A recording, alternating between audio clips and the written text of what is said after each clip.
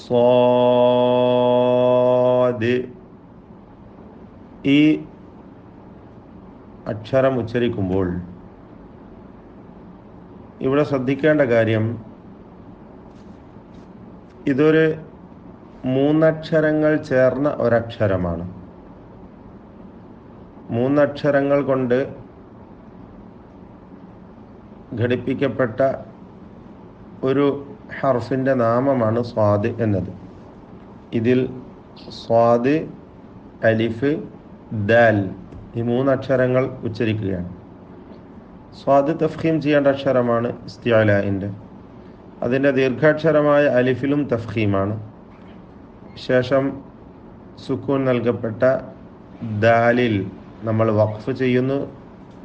ഖൽഖല പൂർണ്ണമായും നൽകി ഖൽഖല കുബ്ര നൽകേണ്ടതാണ്. ചേർത്ത് ഓതുമ്പോൾ ഖൽഖല സുഗ്റയുമായിരിക്കും. കൂടാതെ ഇതിലെ അലിഫിൻ്റെ ദീർഘം മദ് ലാസിം മുഖഫഫ് ഹർഫി എന്നതാണ്.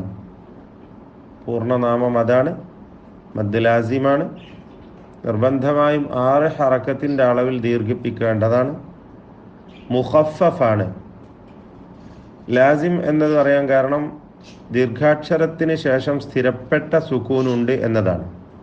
അലിഫിന് ശേഷം സ്ഥിരപ്പെട്ട സുക്കൂൻ. ഇവിടെ 6 ഹറക്കത്തിൻ്റെ ഖദറാണ്, അല്ലെങ്കിൽ 3 അലിഫിൻ്റെ ഖദർ എന്നും പറയാം. ശേഷം സ്ഥിരപ്പെട്ട സുക്കൂൻ ഉള്ളത് കൊണ്ടാണ് ലാസിം എന്ന് ഈ ദീർഘത്തിന് പേര് നൽകുന്നതും ലാസിമായി ഇത് പരിഗണിക്കുന്നതും. കൂടാതെ ശേഷം ഉള്ള സാക്കിനായ ഹർഫിൽ ഷദ് ഇല്ല എന്നതുകൊണ്ടാണ് മുഖഫഫ്, ലഘുവായത് എന്നർത്ഥമുള്ള മുഖഫഫ് എന്ന നാമം നൽകുന്നത്. മുഖഫഫ്. ഷദ്ദുണ്ടെങ്കിൽ മുസഖലാണ്, ഇവിടെ മുഖഫഫാണ്. അപ്പോൾ പൂർണ്ണനാമം മദ് ലാസിം മുഖഫഫ് ഹർഫി. ഹർഫി എന്ന് പറയുന്നത് ഇതൊരു അക്ഷരമായതുകൊണ്ടാണ്.